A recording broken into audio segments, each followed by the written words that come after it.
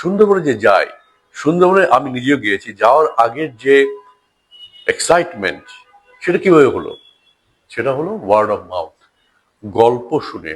যারা গিয়েছে তাদের কাছ থেকে শুনে আমরা সুন্দরবন যাওয়ার জন্য এই আগ্রহটি তৈরি হলো। আমরা কি কেউ বাঘ দেখেছি?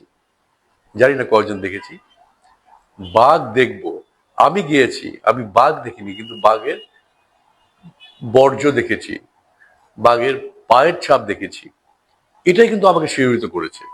সুন্দরবনে যে আমরা যখন জাহাজে অবস্থান করি তখন যে শুনশান রাতের নীরবতা, অথবা ভোরবেলা আমরা যখন যে ছোট ছোট ক্যানেলে যখন নৌকো নিয়ে যাই, এর যে একটা শিহরিত ভাব, হ্যাঁ, গা ছমছম করা ভাব, এবং এটা যে ফিল করা, এটারই কিন্তু ভ্যালু অনেক বেশি। এটা কিন্তু বললাম একটি পজিটিভ গল্প। এখন একটু নেগেটিভ গল্প বলি। সেটা হচ্ছে, আমরা যারা সুন্দরবনের আশপাশের জেলাগুলোতে থাকি, বা সহজ ডে ট্রিপার যদি বলি, আমি সকালে গিয়ে বিকালে ফেরত আসবো, সন্ধ্যাবেলা ফেরত আসবো, আমরা এই বিশেষ করে শীত মৌসুম এলেই লঞ্চ ভরে জাহাজ ভরে আমরা কিন্তু সুন্দরবনে যাই, হাজার হাজার মানুষ যাই, আমরা পিকনিক করি, আমরা বিরিয়ানি, বিভিন্ন জিনিস যেটা পিকনিকে খায় সেগুলো খাই, বনের মধ্যে নেমে খাই। খেয়ে সেই উচ্ছিষ্টগুলো, সেই পলিথিন, সেই বক্সগুলো আমরা সুন্দরবনে ফেলে নোংরা করে চলে আসি। আমরা যদি ধর্মের কথা বলি, বা বিভিন্ন বিভিন্ন ধর্মের কথা বলি, তাহলে একটা জিনিস দেখবো যে সেখানে কিন্তু বলা আছে যে মানুষের জন্য কিছু করা, ভালোর জন্য কিছু করা, পৃথিবীটাকে সুন্দর করার জন্য কিছু করা।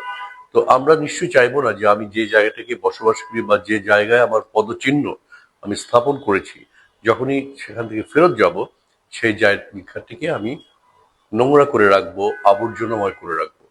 সুন্দরবনে আমরা যাই, শুধু সুন্দরবন না, আমরা যারা পর্যটক, যারা বিভিন্ন জায়গায় বেড়াতে যাই, আমরা কিন্তু দেখি যে আমরা যে মাইন্ডলেস কিছু কাজ করি, যেটা হচ্ছে আসলে আমরা মনে করি আচ্ছা এলাম এখানে পানির বোতল, প্লাস্টিক, নোংরা ফেলে চলে আসি, আমার কি দায়িত্ব, আমি তো এখানে থাকবো না।